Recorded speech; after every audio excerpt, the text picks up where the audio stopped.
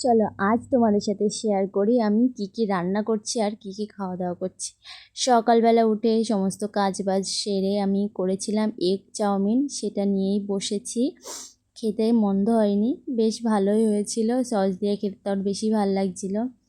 তারপরে সোনাকে স্নান করিয়ে ওকে খাইয়ে ঘুম পাড়িয়ে দিয়েছি, দিয়ে তারপরে আমি দুপুরের রান্না করেছি।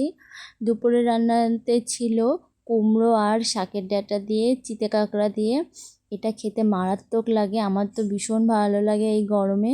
আর তার সাথে লেবু চিপে খেতে না জাস্ট ওয়াও লাগে। আর শাকের তরকারিটাও খুব সুন্দর হয়েছিল। আর করেছিলাম হচ্ছে পটল চিংড়ি। পটল চিংড়িটাও ভালো হয়েছিল, কিন্তু তার থেকে আমার শাকের তরকারিটা বেশি ভালো লেগেছিল। আচ্ছা, তোমাদের কার কার শাকের ডাঁটা খেতে ভালো লাগে অবশ্যই কমেন্টে জানিও কিন্তু।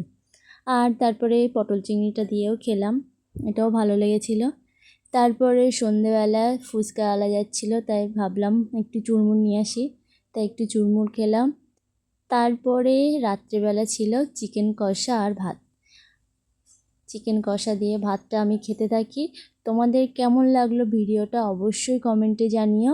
আর ভালো লাগলে অবশ্যই অবশ্যই লাইক কমেন্ট শেয়ার করো। আজকের মতো এইটুকু, টাটা।